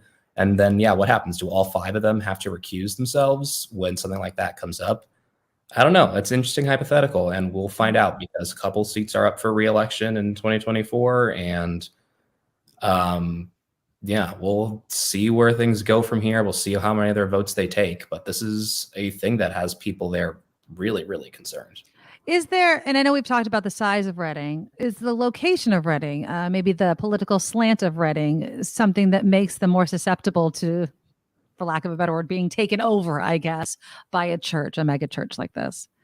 Yeah, absolutely. And I think that one of the things that came up, and this is what's also interesting, is when people hear about Reading, most of the time you're hearing about the county level politics. So there was that recall election last year where they got rid of a county supervisor. Then obviously, like, every national site, CNN, New York Times, wrote about when they they did successfully ban Dominion voting machines. Right. And Mike Lindell is deeply involved in the politics there. He is, I don't know if he's buddies, but he's on his radio show a lot with one of the supervisors, who now the citizens are trying to recall that guy. So people, when you hear a lot about the politics of the county, one refrain that some people say is, well, actually the Bethel candidates are better than the county Stop the Steal election denying faction. But it's a little hard to disentangle that. Bill Johnson, the senior leader of Reading, said that he thought that Biden's victory was done by fraud. But yeah, I think that they're intertwined. It's not as a neat separation, but it absolutely plays a role. And what happens at the county level, to an extent, yeah, like if the Bethel people sound more sensible than them, you do have your more maybe moderate Republican types that are like, well, I'm fine with Bethel candidates because, in my eyes, it is preferable to some of the other stuff you see at the county level. And that was an argument people made express going into that race, I remember, last year. What about this kind of taking off beyond the borders of Reading? There's been a lot of bad PR for some of these kind of mega churches. There was I don't know if you saw that Shiny Happy People series about the Duggar family and the whole religious aspect of that. We have a viewer that's saying there was, I guess, a podcast called Heaven Bent that must have looked at Bethel. Do you think that it's insulated in Reading but won't go outside the borders, or is this kind of a warning to other cities and towns that this can happen there as well?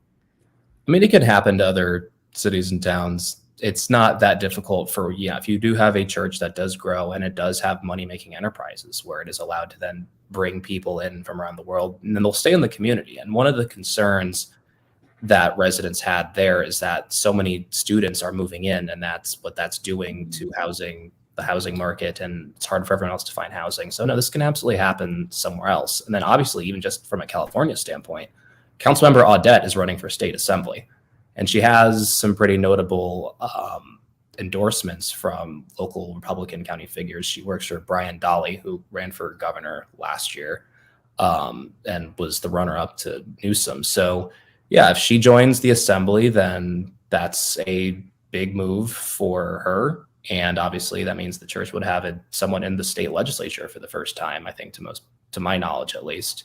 And yeah, no, this could grow out of there, and other towns, absolutely. Same deal. If there's a money-making arm that can bring people in to the community, and then that you are also, I mean, they're persuasive enough. Like we mentioned, they look hip. This idea of they're young, yeah. They're young, and the world sucks and it's dead. But you're bringing miracles into it and shining light where it needs to be. Like, I can see why that's compelling. And so, yeah, no, it's absolutely. Talk a little bit more, Eric, about the housing aspect, because am I correct that you wrote they're only renting? Some places are only renting to young people that are part of this church, forcing maybe people with different beliefs out because they have nowhere to live? Yeah. So what happens is the people that are buying real estate now, as I understand, they can make so much more money if you just get a house and then divide that up 6 ways to a bunch of school supernatural ministry students and charge them all rent. And so what'll happen is, yeah, they will go and scoop up what they can with the purposes of doing that. And then there's some quirks in the short-term rental code that make it easier for people to do that. And then what that does is that pushes prices up. And then if it's hard to find things, I mean, one of the people I talked to, Donnie Chamberlain, she was very helpful. She was a local journalist there and mostly focusing on the county stuff now. We were talking about the Dominion machines and whatnot, but she was a former Bethel member, then left. And she said, yeah, like I had a friend who I went like 10K over an asking price and didn't get a house. Like it is a real thing. And the church and has even council member Audette in that church expansion meeting conceded like, yes, I think the word she used was strained. Like the school has strained housing here and it has become a real issue for, residents in there. And that's where a lot of the other backlash comes from. In addition to the church's belief, it's the fact that this is now having tangible impacts on our ability to find housing here. Like that is another big point of tension in the town. Absolutely. What's been the reaction? I know that you obviously just wrote this article. Have you heard from the church or anybody kind of upset at you for exposing, quote unquote, this church in this way? I've not heard from any church members. I have heard from residents I talked to and some I didn't, who said, thank you. I'm happy that people out of the Reading area are looking at this because, I mean, they live this every day. Right. Like I keep, loose tabs on things up there because you do have like just again at the county level, just Mike Lindell being involved there and all of that is like pretty wild in of itself. So I'm kind of familiar with what goes on up there, but for a lot of people, like it is a hotbed of all sorts of really interesting stuff up there. Shasta County and City of Reading, both of them. And it's so beautiful up there, Thank God for the Bay Area. Man. But just my opinion. Don't come at me. Well, Eric, thank you so much. I was fascinated. You guys should read his article. I've included it in the show notes. We love having you on, Eric. I'd like to have you back on again, but great work on that article. Thank you so much. Thank you. Anytime. All right. Bye. Bye. And again, Eric Ting with SFGate. He's their senior politics editor. It's nuts. That is friggin' nuts. A megachurch has taken over the town of Reading. Like, what? That's crazy. I mean, it's not too crazy because of what he was saying about Mike Lindell and the county and all that stuff. We've known, it's like we've seen signs. But I think that I can't imagine if I wasn't part of this church living in Reading. I just put the link to the story in the chat as well. It's worth a read. I went to the church's website. I'm telling you, and I don't know if it plays like with sound, but just I can see why people are attracted to it. I don't understand though. Once you get like what they do with their, Pentecostal kind of lay hands on people, and they have a whole thing on their website about how sexuality and how they believe, if you're what you're born is what you are and all this stuff. And it's like, I don't know how if you're attracted to the rock music and all the dancing and, I don't know, being together and doing all this, watch when they do the dances. They have a whole dance department. It's like they've got a theater arts section, music, dancing. And it looks like it's a complete and total show is what it is. Well, that's how they get them. You've heard of Hillsong, haven't you? They also have been exposed. Another mega church, not quite sure of the complete background, but they also had another expose type of thing. One of their leaders was caught up. Justin Bieber went to their churches. A lot of celebrities went to Hillsong. This is how they get you. The rock music, the show. Oh my God, this isn't my not to be offensive, but this isn't my boring parents' church where you have to be solemn and quiet and the old hymns and all those sorts of things. This is amazing. And there's young people and you don't have to get all decked out and they accept me for who I am and blah, blah, blah, blah, blah. Yeah, they get you. All these different churches get you in this way. And then you scratch just under the surface. And they're like, oh, they're speaking in tongues and chasing people to heal their limp. Right? It's crazy. And they have this Bethel Church school where a Bethel Christian school, the Bethel School of Supernatural Ministry. You're supposed to send your kids to this school. Yeah, and this is what God reveals himself in the Bible as the creator and the way and the truth and the life. And, they're friends with God, and God is in everything they do at the school. I guess they're not learning about the theory of evolution. I guess they're not learning about other things. Is it like God 24/7? Yeah. Well, I mean, if you want to keep people as part of your church, then that's what you do. Jim writes in, being raised in the shadows of the Baptist churches in Dallas, this does not sound any different or not that scary compared to the power of Utah's Mormons. Yeah, it's when you can take over an area. I guess the thing that just struck me, and again, I'm not from like northern California, right? The Shasta area, Redding area, all those areas, which I do know skew conservative, of course, and Redding, red. They put the red in Redding. It doesn't surprise me, but I think that just it seems very close to home. It's not in my backyard, but if it can happen there, it's just going to start expanding. And again, going back to that Duggar thing, it is. And I know these are different kind of belief systems in churches and what have you, but it is an organized plan of kind of how to take over. And they're going to start with what? Politics is local. Start in local politics. We'll start with your city council and then your county board of supervisors and then your assembly. And then they'll end up in Congress. And it is. And this is how it happens. Yeah. See what I'm saying? You have to pay attention, people. You do. Yeah. I don't have any problem with you guys believing whatever the hell you want to, but when it starts going into the politics and the rights of others who do not believe in the same way you do, then I have a problem with it. Then I absolutely have a problem with it. Yeah, but again, read that article. Read that article by Eric Ting in SFGate. It was, I love talking about this stuff because I know a lot of us, not all of us, we have some sort of connection to religion, whether it's like zero, like I do not, to I was raised this way or I still go. There was a comment, I forget who said it earlier, it gives other organized religions a bad name. It's, but it's one of those things where some people use their religion and their belief system within that religion to influence politics, which influences other people, which impacts other people, which targets other people. It's awful. It's absolutely awful. And it's not based in reality. And at the top of this church, you're giving power to a very few people. I was looking at Eric Ting's article, and he starts talking about, opens the article talking about that this man, the senior leader in the church, Bill Johnson, sending glory clouds to rain gold dust on worshipers. Oh, This man says miraculous gold dust with he talks about it with a matter-of-fact tone. He said, I remember standing there talking to a friend, seeing these pieces float by. The magical gold dust is going to change your life. He does. He's interviewed by one of those spiritual ministry people on this YouTube channel. I watched a little bit of it when I was prepping for the show.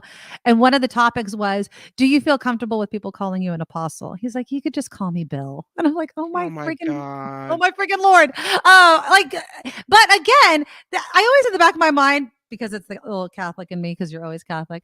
It's like, we would never believe it if it actually did. We say the prayers and so many religions believe, right? Either, God's going to come back, Jesus is going to, but if people are like, it's happening, no one's going to believe it. They're going to throw you in the loony bin. So just keep your religion, do what you want, live your life as you want, but just leave other people alone. Will you? Just leave other people alone. All right. So we're going to do some headlines with Kim. I'll read more of your comments when we come back. If anybody lives in the Redding area or knows anybody that goes to Bethel, I'd love to hear from you as well, because this is just so interesting. But when we come back, the Supreme Court, just kind of along the same lines, won't let a North Carolina charter school force girls to wear skirts.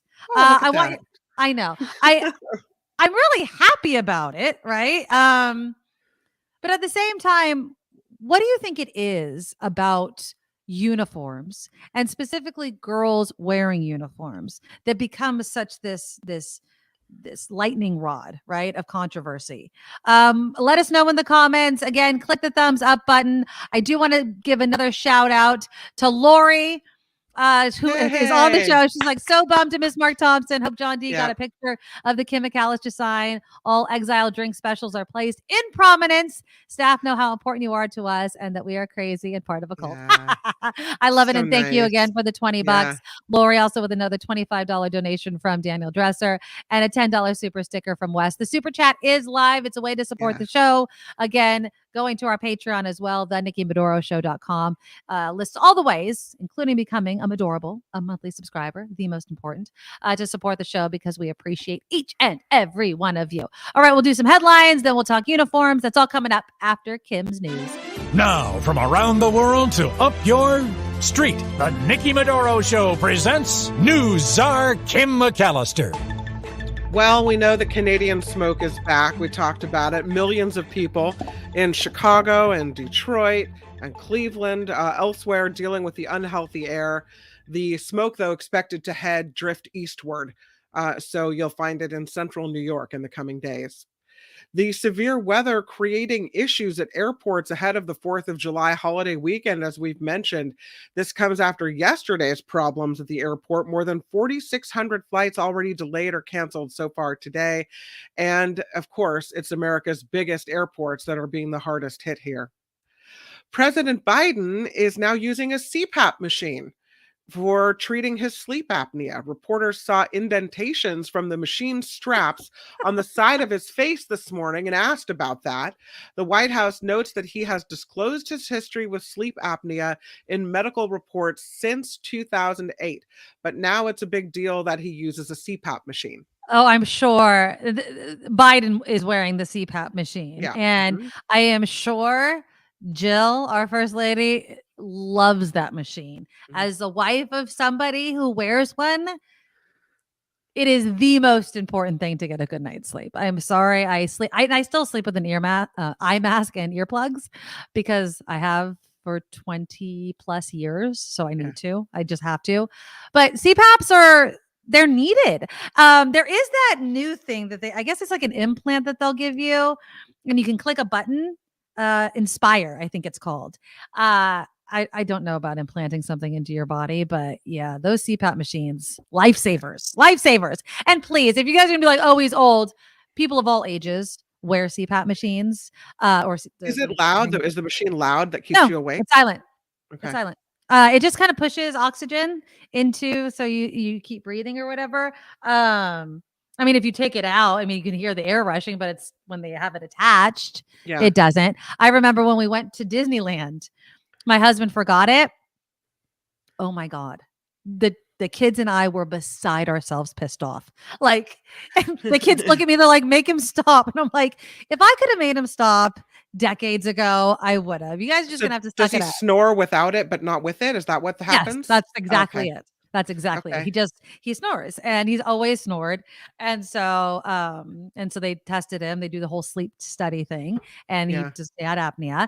And so he wears the CPAP machine. So good for President Biden. The damn thing's probably keeping him alive. Yeah.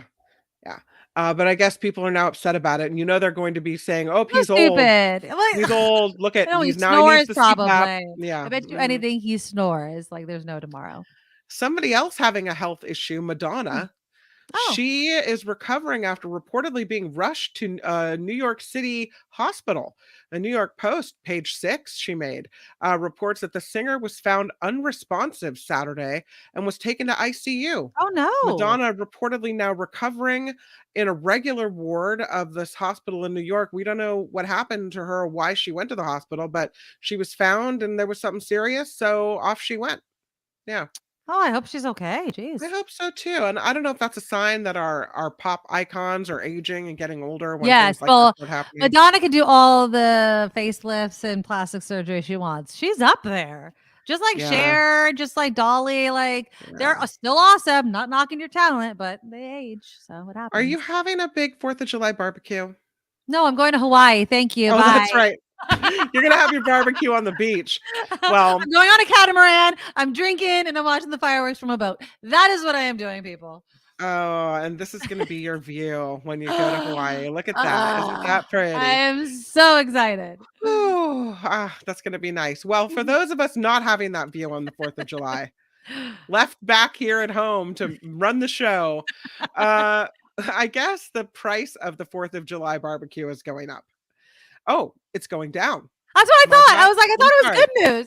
No, it'll cost a little less this year. Families planning I'm so used to costs going up. I'm like, it's ingrained. Families planning for the 4th can expect to pay on average $67.73. I don't know what kind of party that is, for a party of 10, down 3% from last year's record high, according to a survey from the American Farm Bureau Federation. This year's cookout cost is the second highest on record, following last year's record-setting number. The cookout includes 12 staple items: hamburger buns, beef, potato salad, included in the price this year, chicken breast, lemonade, chocolate chip cookies saw price drops. Cases of the avian flu, which swept the country earlier this year, have fallen, given chicken the population time to recover and reducing the cost of chicken by 9%, apparently. The biggest drop in price, though, for lemonade, down 16% from last year. So, what is your favorite thing to eat at a barbecue? If you're going to have a barbecue at your house, what are you making? We do. My family is all located in Petaluma except for my dad. And so everybody is given a holiday that they have to do. Oh, and you do the 4th? I have the swimming pool, so mine is the 4th of July. Okay, that's fun. So I'm responsible for putting on this party. And I really need corn on the cob for my 4th of July. Like that's just that's a corn. What do you put on your corn on the cob? Butter and salt mostly, but I know some people like paprika. I do an elote. You got to put you could put butter or mayonnaise on it, and then you put all these spice. Oh no, it is so free. Once you go elote, you will never go back. I am telling you. It's like Mexican street corn. It is so freaking good. When we would go to the state fair, my best friend, if I pass a corn on the cob stand at Great America at a fair, I take a picture and I send it to her. She will seriously, she'll eat like 2 or 3 in one sitting of the corn like this. They dip it in butter or mayonnaise. They put all these seasonings on it, Parmesan cheese. My mouth is watering. It is so good. You should try it. I'm not even kidding. Try it. You will never go back to regular corn. Never. You need to send me your favorite recipe for the. It's so simple. You probably have everything in your. You probably have everything in your fridge or cupboards to make it. And I would roast. Do you roast your corn on the cob on the grill or whatever? Mm-hmm. So do it. You could do it in the husk if you want to, and then you can keep the husk. Oh my God, it's so good. It is so good. Yeah. My aunt makes this cake. It's like I think it's an angel food cake, or it's some type of white cake. And then she puts this lemon frosting on it, and she decorates it with blueberries and raspberries and a flag. And it's just become this, it's just tradition. If we don't have that cake, it just doesn't feel right. That's awesome. Yeah. And I mean, then I love the evening, the lights go on by the pool, and then we all get dressed and warmly and go downtown so we can see all over town. You can see it, but if you have to go downtown to look at the fireworks in Petaluma. Oh, so they put on like a professional show and whatever. Yeah. Nice. Well, good. We live in a high fire zone, so we're no longer allowed to have fireworks, even though they sell them at the little, booths around town. There are parts of town where it's outlawed. So we live in that area. So if we wanted to do that, we'd have to go somewhere else to light them off. Okay. Well, keep it safe. Nobody wants a fire for the 4th of July.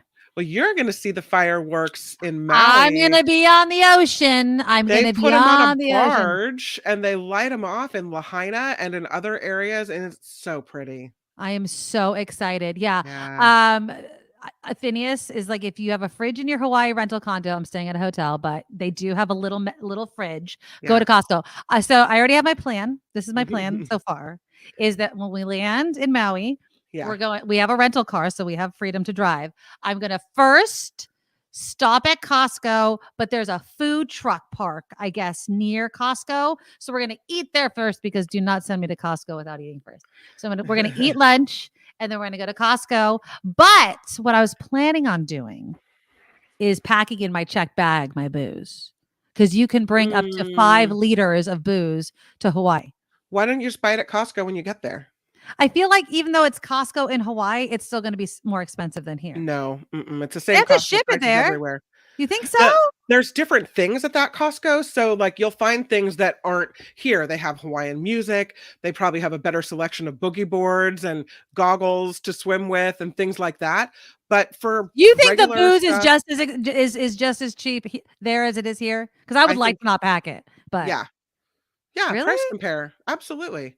Well, Costco doesn't put their prices on their website, dude. I have to take your No. word for it. And I think even if it's a little more expensive, like $2, $3 more expensive, I think it's worth not having to cart your booze on the plane. Yeah, no.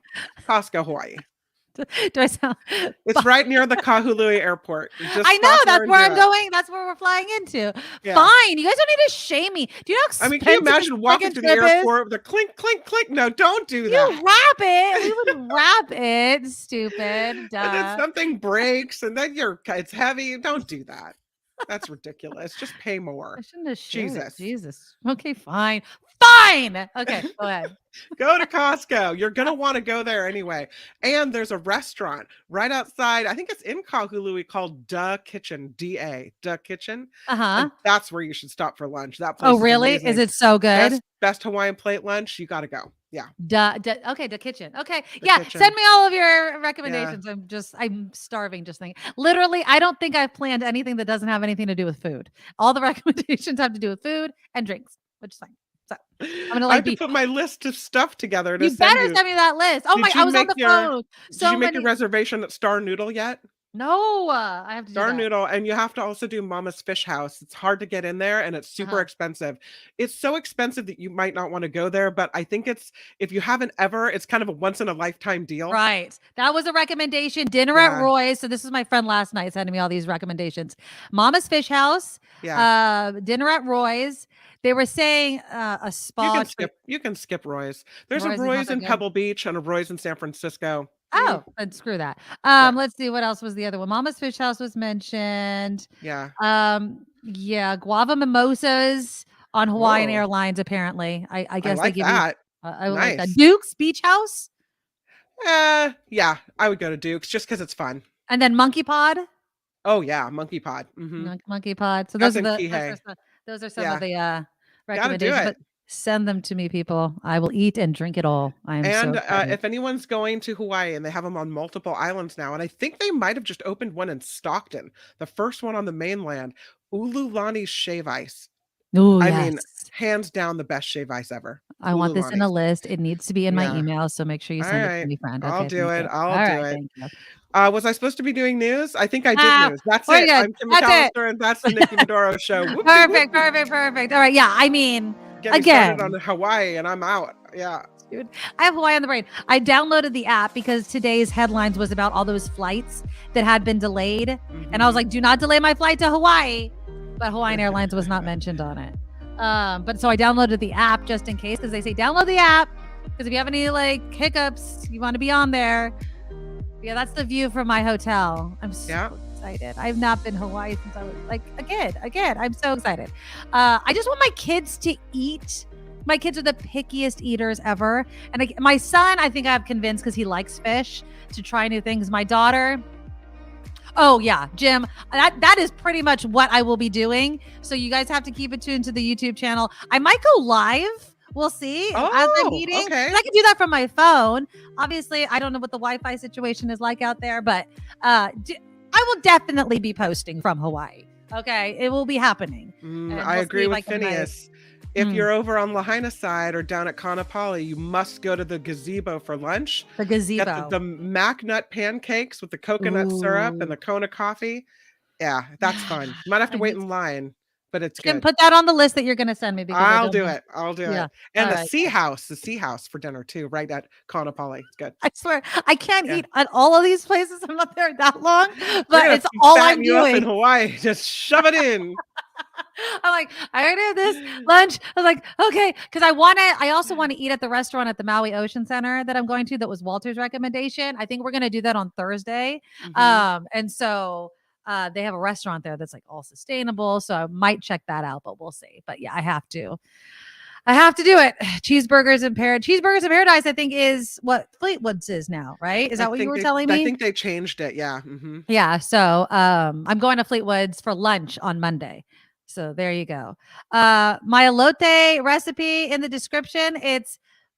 I don't have a recipe. I just put a bunch of mayonnaise on my corn as it's hot after I roast it. And then I put a lot of spices on it, Parmesan cheese. I'll look up something. I'll share it on my social media. If But you make me put mayonnaise on my corn on the cob Stop. and it's gross, I'm going to be really upset. It is okay, fine. You will not be upset. I guarantee. You have to put all the other spices, paprika, and like all the seasoning, a little chili powder. You can make a little kind of concoction, then sprinkle it all over. Obviously, some salt and then some Parmesan cheese. You will eat your corn on the cob so quickly and then go back for more. It is just going to be so good. Phineas wants you to do the snorkel cruise out at Molokini. Yes, I told you like about that the yesterday. snorkel cruise out to the island of Lanai, which I think is pretty fun too. Or Molokai. You can do a day trip to Molokai. All right. Yeah. Listen, put it on the list, Kim. I expect This is all list to too be much. sent in. See, I like to just go there and just park myself on the But beach I with haven't a been book there and in a cocktail. forever. Like, I have not that's been in forever. You go every year. See, there's a difference. You I haven't been go. for a while. It's been a while. Yeah. What's a while? 2 years? I want to say like it's been 5. It's been a while. Yeah. 5 years? I feel like Yeah. you went within the Have I last gone 5 more years. recently? I feel like. It feels like it's been too long. Yeah, I need to that's go 'cause back. you need to Maybe go I'll back. just join you over there. There you go. Just come on Yeah. out there. You know where we're staying. We'll do so the there you show go. from Maui. Oh, that would be awesome. All right. Okay. Let me get to this before the end of the show because I want to know your take on this. See, okay. Those that have watched my show for a long time, even on Station X, you guys know I was born and raised Catholic. I went to Catholic school my whole entire life. I always wore a uniform. Always wore a uniform. I did not know how to dress myself daily to go to school until college. There was a moment where in college, I stood there, I'm like, crap. I didn't remember what I had worn 2 days ago. I didn't know if I was repeating outfits. It was very, very stressful. I missed the days of uniforms. I love uniforms. I think that people should wear their own uniform that they want to. That's why what's his face? Steve Jobs always wore the black turtleneck. Mark Zuckerberg with his hoodies. Think about it. Yeah. One less thing to think about, right? Well, there was apparently a school in North Carolina. It was a public charter school that wanted to require girls to wear skirts to school. But the Supreme Court said, nope, you can't do it.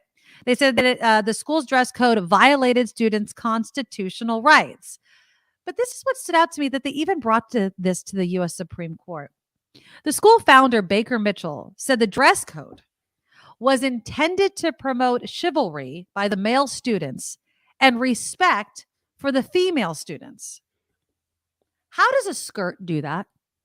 How does a skirt promote chivalry? If you see somebody wearing a skirt, open the door for them. Let them have the good seat. If you see somebody wearing a skirt, be a nice person. I don't know. It blows my mind because and let me just preface this as well. My uniform in school was a skirt, but there was always the option to wear sweatpants. You couldn't wear the boy pants, like, because obviously the boys had their own specific pants, but you could wear a sweatpants, you could wear sweatshirts, you could wear all of those things if you wanted to. Now, the students who challenged the policy were in grades kindergarten through 8th. I love them. They argued that they were receiving unequal treatment to male students, noting that the dress code limited their ability to participate in recess, made them uncomfortable in some situations, such as emergency drills, in which they had to crawl on the floor. And that was a great argument, because if you're promoting chivalry and yet every time a girl has to crawl under her seat for a stop, drop, and roll, their ass is showing, or they feel uncomfortable because you might be able to see up their skirt, or they can't, I don't know, do some sports without. Anybody that wore a skirt, though, in high school probably knows that you wore shorts underneath your skirt. Oh, you just always bike shorts. Well, under yeah, your skirt. you always wore something, but still, it's this idea that girls have to dress a certain way so that boys treat them a certain way. Right. How about this? Everybody in their little box. Everybody, just be respectful no matter what here's anybody's your wearing. role. Here's the way you're supposed to look. Here's the way you're supposed to act. You're supposed to be dainty. You're supposed to keep your knees together. You're supposed to act like a little lady, and that's how we want you to appear at our school. It's screw you and screw that. Exactly. Natalie writes, all I remember about wearing uniform skirts at a private Christian school were boys trying to lift your skirt to look under, or laughing at girls playing on the monkey bars. Exactly. I mean, again, and I don't know if it's every girl that ever wore a skirt as a uniform, but we always wore shorts under our skirt. But boy, what is the message? I think this is the problem that I have most and why I wanted to bring it up. We're not having enough conversations with boys. We are always putting the onus on girls. Don't show your shoulders because you're distracting the boys. Don't do this because of the boy. Stop talking to the girls. The girls are fine. The girls can wear what they want to wear, whether it's a uniform with pants or a skirt. They could focus on their own homework. They could raise their own hands. Talk to the boys. Be like, if you see a girl in a skirt or a pants, be chivalrous no matter what, right? Don't treat people differently simply because of what they're wearing.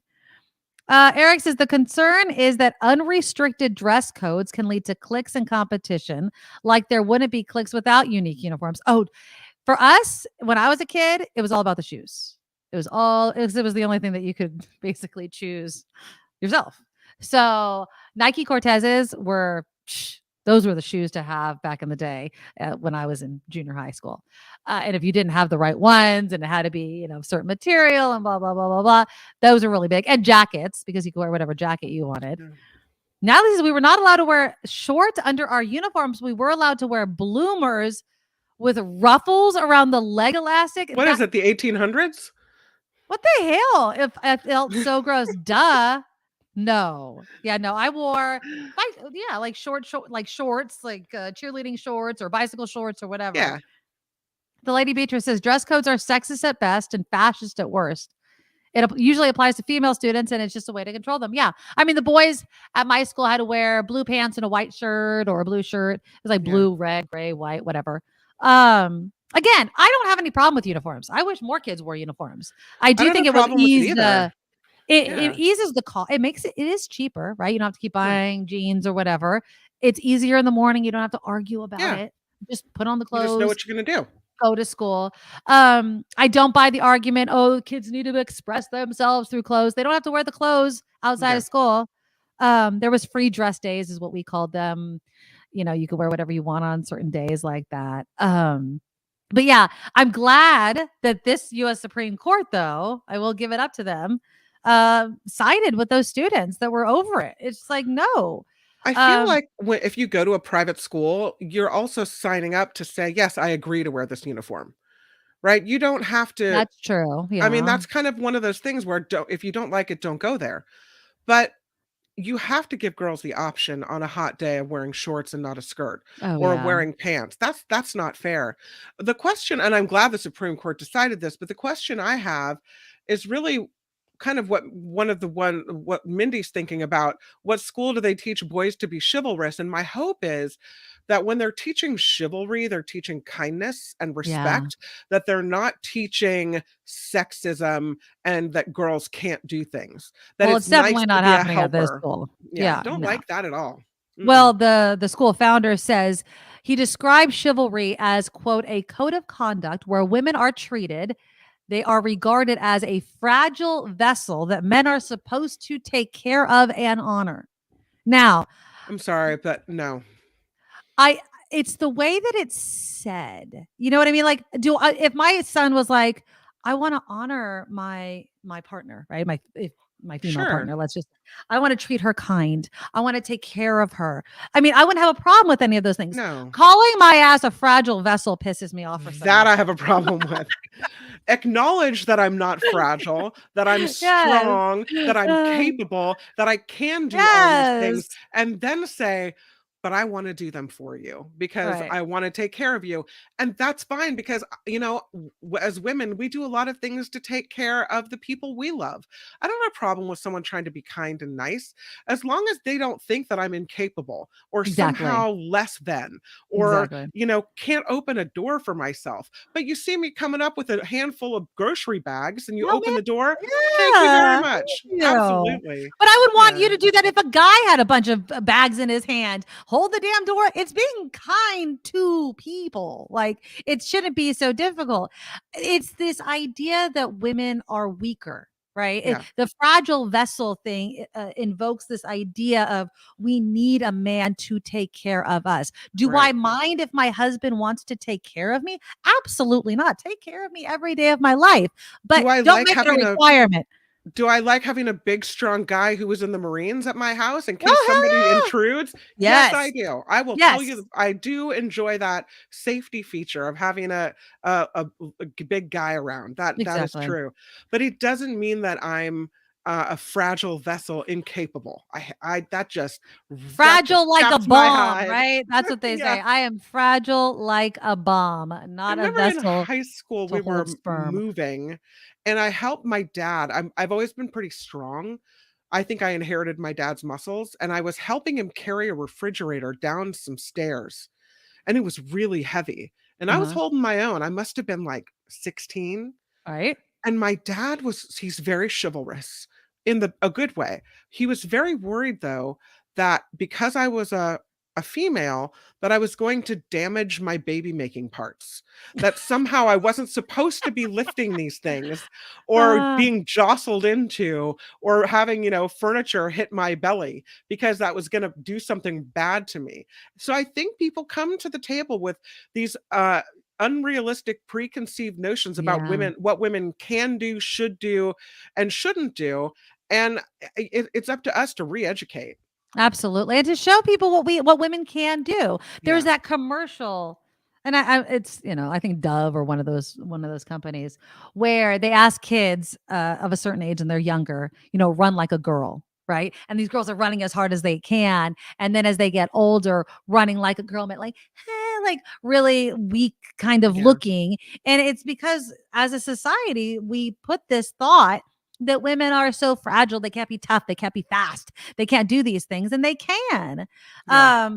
It's frustrating. I mean, Lady Beatrice says Princess Leia wasn't a damsel who needed her door open for her. Take notes, guys. Exactly.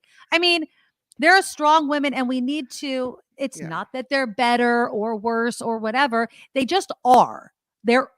Women are strong, and Chris, they don't need to lay asphalt to be strong, right? There's a lot of men that don't lay asphalt either. Okay. I don't know if you're just making a joke there, but it doesn't matter the job.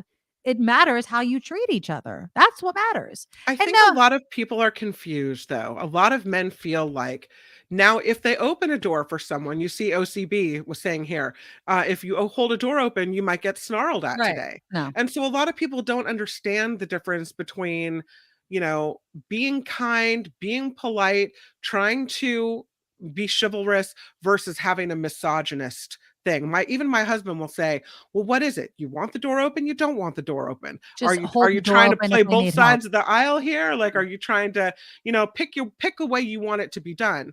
And I'm like, no, I want both. I want you to know that I can, and then do it sometimes anyway, just out of love. That's what I want. Look, if you hold the door open for a woman and she snarls at you, you've opened the door for a pain in the ass. Okay. Right. I would never, ever snarl at someone for holding the door open, opening my door for me, you know what I say to those people? Thank you.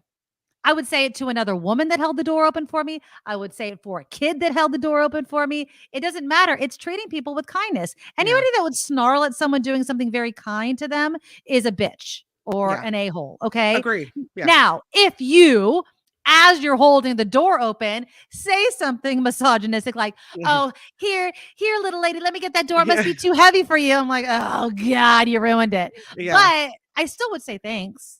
You know what? You know what's I'd the still say worst thanks. is when you wait and open a door for someone and they say nothing. I can't stand that. Like And I just a slam thank it you back or into them. even a head nod, like an acknowledgement where you've done something for me. Right. But people that just expect it and walk through the door and don't acknowledge it at all. Yeah. Rude. It is rude. Sometimes, I always wonder, I like, there's that sweet spot of, are they close enough for me to hold the door open completely, or am I just standing here wasting my time? Right. But usually it feels good to do good things for other people. It sucks when the minority, the small amount of people that want to bitch and moan about everything, ruin it for everybody else. Agree. And Wes, I open the door, and if someone is fairly close Yeah. behind me, let them go ahead of me, man or woman. Exactly. Yeah. It's not difficult. Just be a nice person. Darn it. That's all. That's all. All right. What do we have coming? I don't know. You know, today's show surprised me. All of this came together at the last minute. A big thanks again to Eric Ting coming on from SFGate, talking about Bethel Church in Reading, taking over Reading. And of course, Maddie Stout. He was talking about Stitcher's app.